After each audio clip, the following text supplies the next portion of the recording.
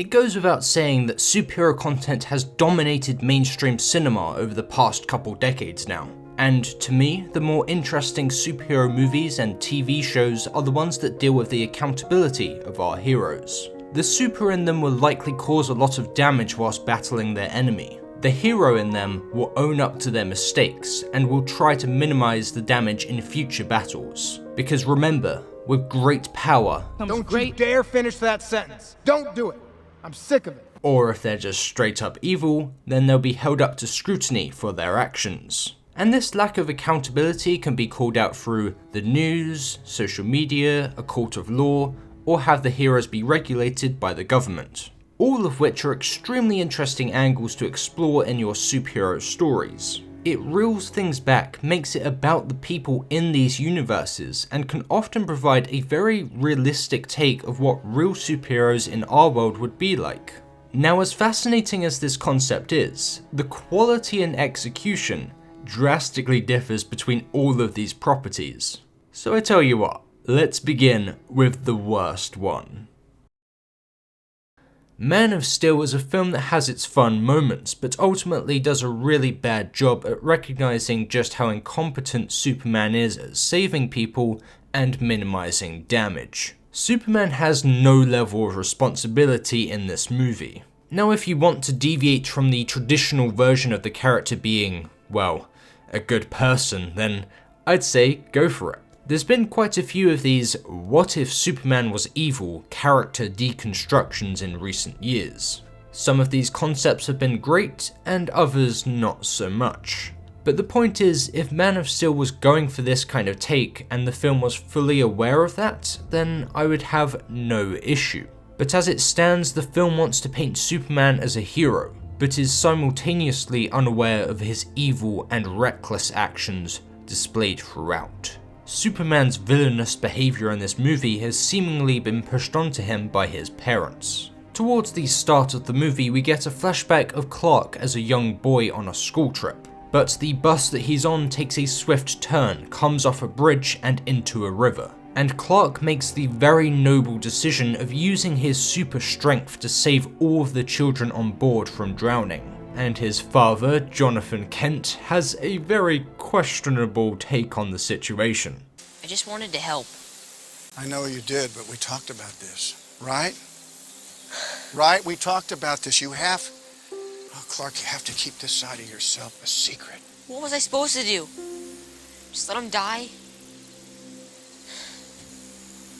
Awkward silence. Maybe. What? Now, the risk and consequences of a superhero's identity being revealed has been a common theme echoed throughout many different superhero movies. And it is appropriate for the question to arise in this film, and it's appropriate for Jonathan to have concern. People knowing about Clark's supernatural abilities could potentially have repercussions from the rest of society. However, this approach is completely backwards. What Jonathan should be saying is that he absolutely did the right thing, and then go on to explain that if a scenario like this were to occur again, then Clark needs to be a little more cautious over those who may see him. But instead, the advice here comes across as, don't worry about anyone else, always put yourself first. And when this statement is tied to children drowning in a bus, it's quite inappropriate, to say the least. This lack of empathy for human life is something that Martha Kent very much shares. In our next movie in this franchise, she says to Clark, "You're not a killer. A threat. Are you sure about that? Be their hero, Clark. Be their monument, be their angel. Be anything they need you to be. Or be none of it. You don't owe this world a thing." I guess technically there is no obligation, but if you have these super unique abilities that you can utilize to save lives, yet you choose not to, then yeah, that's not a good thing, and that's something you should try to recognize. And I guess Superman is a bit on the fence about this, because he does decide that he wants to save people, but does it in such a way that destroys everything in the surrounding land, definitely injures people, and more than likely kills people anyway, For example, in the Smallville fight, Superman grabs Zod on a farm, and he could have made the sensible decision to battle him there, away from any civilians. But instead he decides to push him through a local refinery, destroying it, takes him into a populated town, smashes him through a shop, destroys a car and the petrol station, and there quite easily could have been someone in there by the way, and all of this is done by our hero, our supposed hero. Zod had absolutely no bearing on this. Unnecessary destruction, definite injury, and possibly even a death. Now the film does establish that Superman has a form of X-ray vision, but I can't even play devil's advocate on that idea because Superman preemptively looking through the store and not seeing anyone in sight doesn't make his actions any less reckless and unnecessary. And considering that Superman has no form of spidey sense, he wouldn't have been able to determine the blast radius and know with absolute certainty that people wouldn't be impacted by the explosion. But after that brief encounter, Zod is feeling a little under the weather, and so his allies step in to take his place. One of them tries to take out the military jet, but Superman actually does something heroic for once, and stops her, but then smashes her through the local IHOP anyway, which has multiple people in it. At least in the Avengers, all of our heroes, aside from Hulk, are doing their best to avoid destroying buildings, and they're also in a very densely populated city called New York. They don't quite have the luxury of being able to lead the Chitauri into vast open farmland, filled with nothing but crops. It's going to be inconvenient for a lot of local farmers, but at least no one gets hurt in the process. Anyway, Superman proceeds to pick up this dude and throws him into a giant freight train, because of course he does. Even Homelander is more subtle than this, and he's meant to be the secret villain of the story. So as we enter the final act of the movie, there's about to be an epic showdown against Zod in Metropolis, and Superman's reckless actions only become more, well, reckless. So Superman boards Zod's ship. Now Zod's position in the story is that he wants to revive the fallen planet of Krypton by getting these new unborn Kryptonians on the ship to take over Earth as their own planet. So obviously, being the heroic hero that he is, Superman thinks it's a wise decision to kill a bunch of unborn children that of course did absolutely nothing wrong because they haven't even been born yet. This also causes the ship to start crashing through multiple buildings. You've got to understand, Superman is a powerful guy capable of a lot of things, and this decision kills every Kryptonian and killed hundreds of human beings, and the final showdown hasn't even really begun yet. Please be a villain twist, please be a villain twist. Be their hero. So now the official fight is underway. So Zod begins with causing the damage. Superman could easily be doing more to prevent it though, but Superman decides to join in and starts unnecessarily pushing Zod's face through multiple buildings. He then does the sensible thing of taking him into space. I believe it's quite vast and open up there, even more than farmland, so it's a good call right there. However, it's completely irrelevant because 10 seconds later they both come back down into Metropolis. And then, watch this, right? Superman forces Zod down into this building. Tons of people are about as shattered glass, rubble, and broken pillars start tumbling down. Zod is then about to laser beam through a family as Superman is begging him not to. And it's like, Clark, it's your fault that you're having this fight here. This family quite easily could have already died by the destruction that you caused. Sure, Zod is acting with much more cruel intent, but the death and damage that Superman caused is easily on par. So Superman ends this by snapping his neck, and that's that, I guess. Towards the very end of the film, there's this really hilarious scene where Superman informs a general that he doesn't appreciate being tracked, and he comes back with a very fair question. Then I'll ask the obvious question. How do we know you won't one day act against America's interests? I grew up in Kansas, General. About as American as it gets. I'm here to help, but it has to be on my own terms. And you have to convince Washington of that. What a joke. This film has absolutely no clue that Superman deserves to be held accountable for all of his poor decision making.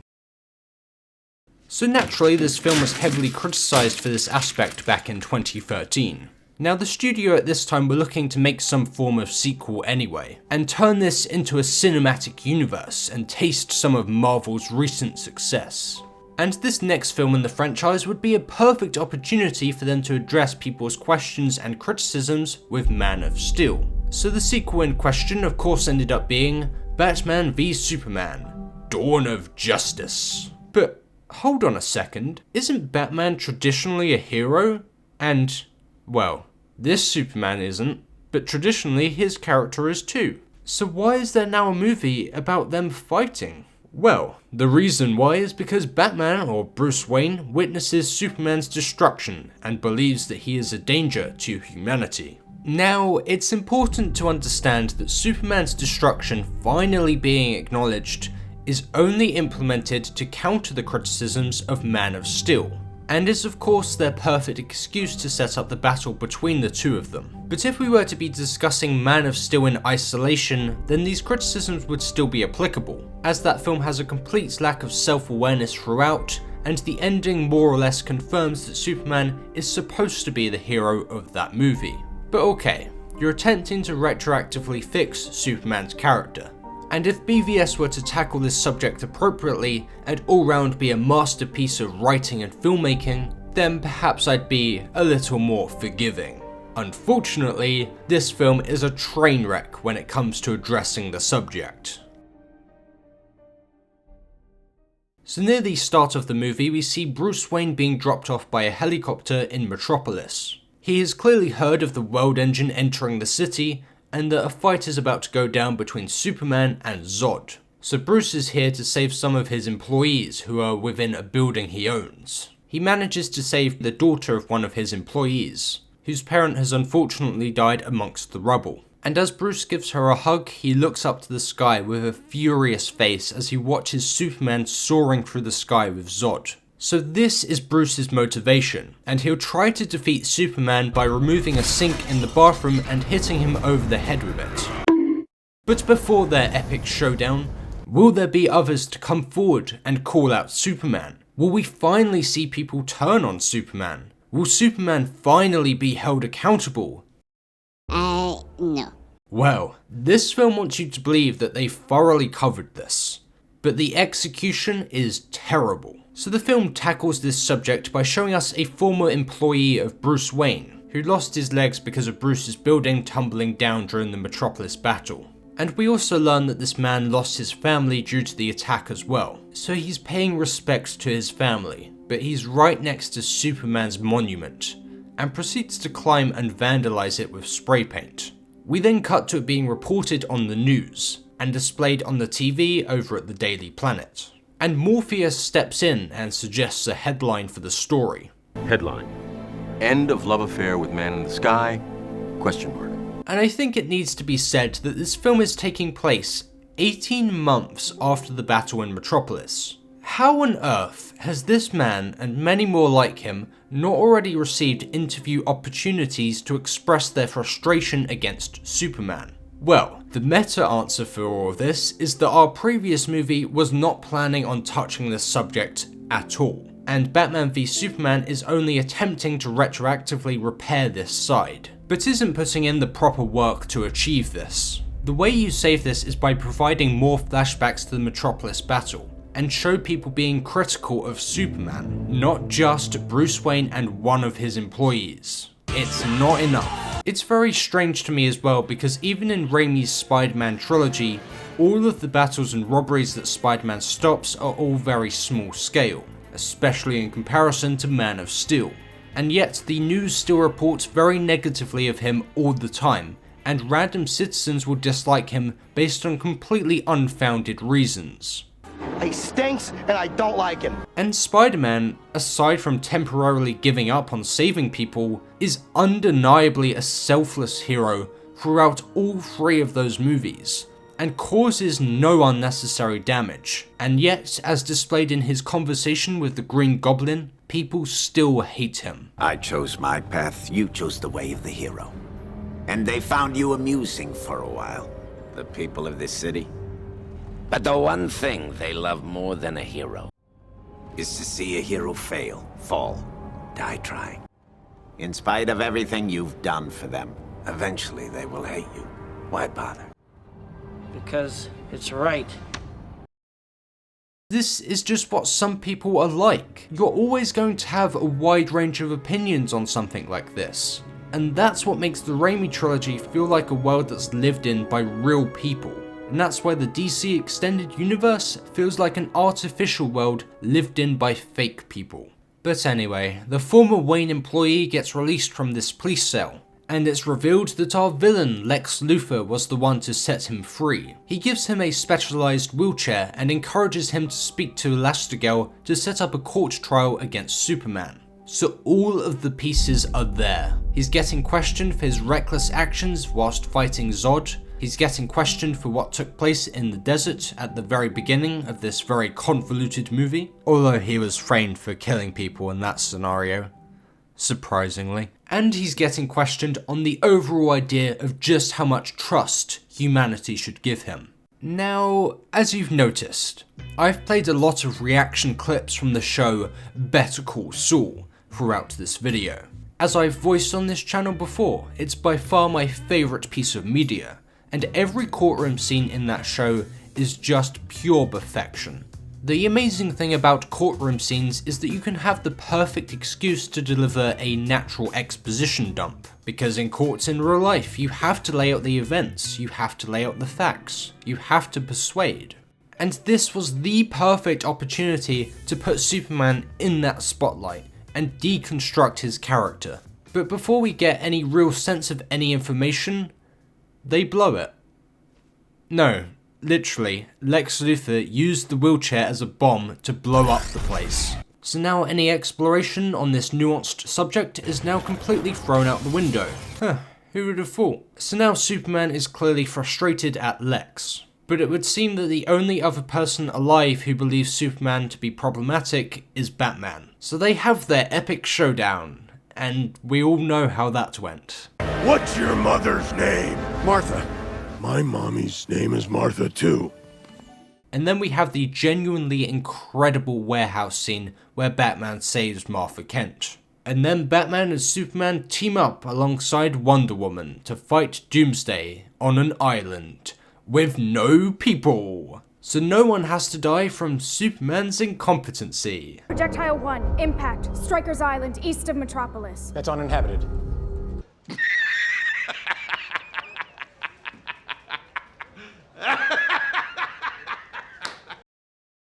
Overall, I believe the DC Extended Universe's version of Superman to be an incredibly poorly written character, where the film wants you to believe that he's a righteous hero, but in reality is nothing of the sort. BVS then tries to account for some of it, but fails by a long stretch. They could have either chosen to write a heroic, selfless version of Superman, or chosen to write an edgier, selfish version of Superman. But they seemingly wanted both of those things, and weren't willing to put in the proper work to account for it. You can't have your cake and eat it. But on the flip side of the coin, the more earlier Marvel films did a really great job of this concept. Even in Avengers Age of Ultron, the characters, especially Tony Stark, would try to minimize the damage in combat as much as possible. Out of all the Avengers, the Hulk is obviously the most reckless. However, unlike Superman, Hulk's destruction in these movies have a purpose for both the narrative and his character arc on learning to calm down and control his power. The films and the characters within them are more than aware of his condition. So in Avengers Age of Ultron, when Hulk starts to go a bit crazy again, Tony calls in his Hulkbuster suit to try and defuse the situation. The fight sequence first starts out with a lot of damage being caused to the roads and various buildings within the city, with people being injured on top of that. However, Tony understands this very early on, so he attempts to put Hulk to sleep, and when that fails, he grabs Hulk, flies away with him, and then says, "Okay, pal, we're gonna get you out of town." Thank you, Tony. It's excellent to watch a superhero try their very best to lead any threats away from civilian populated areas, rather than intentionally leading them towards it. But unfortunately in this scenario, Hulk is too strong, which leads to the two of them crashing into a building full of people. Tony is still giving it his all whilst trying to get Hulk to sleep, but he's too relentless and kicks Tony back into an elevator. Luckily, Tony is a hero who values human life, so he grabs the elevator rope and saves them from crashing. He then requests for everyone to evacuate. The fight continues and Tony is still trying to get him as far away from people as possible. The Hulk is still too strong and won't settle down, so the likelihood of getting him out of the city is quite slim. So Tony runs a quick scan over a local building, which reveals that there's no people within it, which is a lot more plausible than the excuse in Batman v Superman. And Tony goes on to say, "How quickly can we buy this building?" Which is an excellent way of beating the Hulk whilst literally paying the price for the damage that is caused by sending Hulk through every story of the building. The plan works and is all executed without a single civilian death. Now of course there is still going to be a lot of air pollution that feels its way into the streets and is breathed in from the people that are around. And that becomes a wake-up call for Hulk before the final knockout. Overall, this is a great sequence. It's got some good action to rope you in, but unlike Man of Steel, there is a clear motivation to save people, minimize damage, and even if damage is a necessity, it's all compensated for. Well done, Marvel, you did very well with this concept, but it managed to get even better with Captain America: Civil War.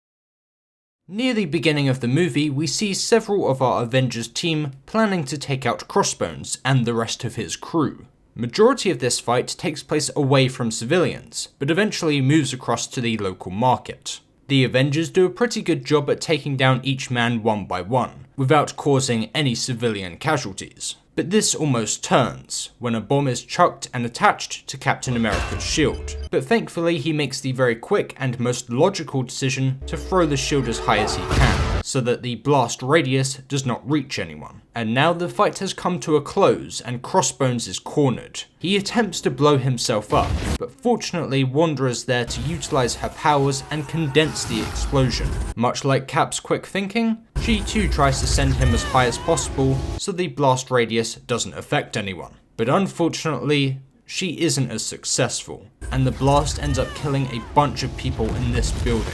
This causes a lot of distraught for her and every other Avenger, and this shall serve as a massive consequence as we progress more into the story. So in the scene directly after, we see Tony Stark hosting a presentation, and once that finishes, he walks down the hallway and bumps into a woman, who he believes is waiting for the elevator, but she is only there to speak to him, and has quite the hard-hitting news to deliver. Are you going up? I'm right where I want to be. Okay, hey. Sorry, it's occupational hazard. I work for the State Department. Human Resources. I know it's boring, but it enabled me to raise a son. I'm very proud of what he grew up to be. His name was Charlie Spencer. You murdered him in Sokovia. Not that that matters in the least to you. You think you fight for us. You just fight for yourself. Who's going to avenge my son, Stark? He's dead, and I blame you. Now, a lot of audience members seem to completely miss the point, and believe the only purpose of this exchange is to kickstart the plot of this movie. But as I've shown you with Avengers Age of Ultron, Tony has very clearly shown how determined he is to avoid any civilian casualties, and the idea of there being an innocent person's blood on his hands is something that would cause him a lot of trauma. So as the film continues, it makes complete sense for why Tony would advocate for the Avengers to be under government regulation. After that scene, we cut to Steve Rogers watching a news report of the explosion, stating that 11 Wakandans died within the building, alongside this opinion from the Wakandan king. Victory at the expense of the innocent is no victory at all. It's my fault. That's not true. Turn the TV back on. They're being very specific. People died. It's on me. It's on both of us. We try to save as many people as we can. Sometimes that doesn't mean everybody. But if we can't find a way to live with that, next time, maybe nobody gets saved. You see, instant news coverage and instant guilt from our heroes, as opposed to coverage 18 months after and zero guilt from our heroes. But with that, all of the pieces are now in place, and our heroes are now gathered round to discuss the issues with the Secretary of State, who gives reasons as to why the Avengers need to be regulated. The world owes the Avengers an unpayable debt. You have fought for us, protected us, risked your lives. But while a great many people see you as heroes, there are some who would prefer the word vigilantes. And what word would you use, Mr. Secretary? How about dangerous? What would you call a group of US-based, enhanced individuals who routinely ignore sovereign borders and inflict their will wherever they choose, and who, frankly, seem unconcerned about what they leave behind? But I think we have a solution. It states that the Avengers shall no longer be a private organization. Instead, they'll operate under the supervision of a United Nations panel only when and if that panel deems it necessary. The Avengers then talk amongst themselves, and Tony has this to say. He decided to spend his summer building sustainable housing for the poor, guess where? Sokovia. He wanted to make a difference, I suppose. I mean, we won't know because we dropped the building on him while we were kicking ass. If we can't accept limitations, we're boundaryless, we're no better than the bad guys. Which I think is the perfect statement to make in this scenario. It's like I mentioned earlier with the Superman and Zod fight. Sure, the villain might be acting with more cruel intent, but if the damage and civilian casualties are also results of the hero's actions, then are they really that much better? And it's clear to me that the MCU has built up to this stage with our characters' perspectives. Now, Captain America doesn't necessarily disagree with Tony's perspective, but he cautions the level of control that will take over their team. Cap has always been the underdog and wants to have the freedom to go where he feels the defenseless need him most, not where he's commanded to go to. It's run by people with agendas, and agendas change. If we sign this, we surrender our right to choose. What if there's somewhere we need to go and they don't let us? But in the middle of all of this, we have the Winter Soldier, who is being framed for an attack that killed the Wakandan king, and he can also be very easily brainwashed into carrying out rather villainous tasks. But Cap knows that Bucky needs to be saved, not taken out. So this is why we have the civil war amongst the Avengers, Cap's team striving to never give up on their principles and methods of saving people, including Bucky. And we have Tony's team, who view the government regulation as the much safer option for everyone, even if restrictions come with it. And the fight sequence that follows has to be one of my favourites from a superhero movie. Again, you can have your great, intriguing action spectacle while still delivering a much more mature and nuanced discussion between our main characters. Unlike in Batman v Superman, where only the worst is assumed about the other person and any conversation is pushed away, to only concentrate on showing us a superhero fight another superhero. Civil War has this exact same concept, but the execution was so much better, by establishing the concept in prior films, getting the characters together to have an actual intelligent conversation about the issue, whilst weighing the pros and cons, and showing us why each character feels the way they do. All of this is accomplished whilst delivering on that awesome action as the icing on top. So I'll say it again, well done Marvel. Captain America Civil War encapsulates everything that you did well with this concept.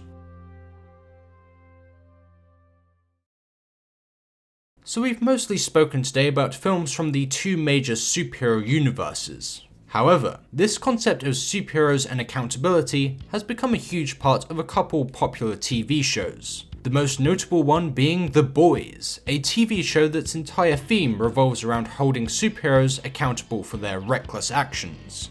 The show presents these heroes as very noble in all of their interviews, movie roles, and social media campaigns. However, there's a lot of corruption that goes on behind the scenes, and if word was to get out, it would really expose our heroes as villains. One of my favourite characters in the show is Homelander. He is essentially the version of Superman that we've spoken about today, where he's presented to the general public as a hero, but he is secretly a psychopath. The difference being that the writers for this show are fully aware of this from episode 1. And over the course of the show, we see these heroes become exposed for who they really are, and the general public begins to turn on them through both protests and memes.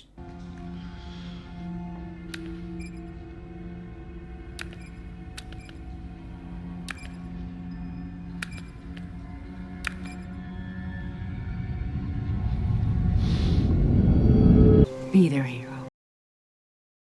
Overall, this show does a really great job with this concept. The Boys is easily the most realistic at presenting what superheroes would look like in our universe. But there is another show that has quite a similar tone and style to The Boys, but I believe that it does a slightly better job. The show in question is, of course,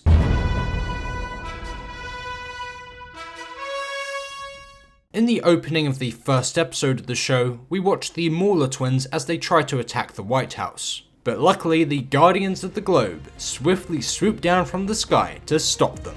The team clearly view the Mauler twins as a pair that can cause a lot of damage. But this is a team of actual heroes, so saving civilians is the #1 priority. We can deal with these two once the area is clear. And a lot of sharp thinking has gone into how the team divides up in order to deal with this sort of situation.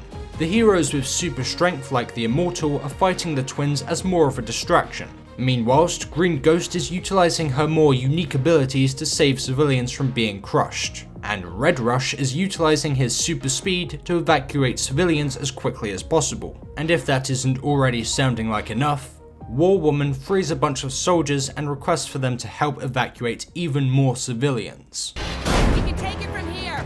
Fall back, help us evacuate civilians. This show in the first 5 minutes has established more than 2 huge superhero movies with a combined runtime of 5 hours. And it's all executed with natural dialogue and some awesome animated action. In terms of the concept we've spoken about at length today, Invincible, in its opening alone, has to be the best example in recent years. So, to conclude this video, I believe that the concept of superheroes and accountability is a fascinating one to explore, but as I thoroughly explained today, the execution of this concept is crucial. You don't get points for acknowledging the concept alone, especially when it's at odds with the rest of the content. But for the superhero movies and TV shows that have the talented writers behind them, putting in that extra work to account for the damage and civilian casualties, all whilst doing a moral evaluation of our characters, all in service of making this universe feel like one that's lived in by real people, that is the superhero content that deserves to be rewarded. That is the superhero content with a beating heart to it.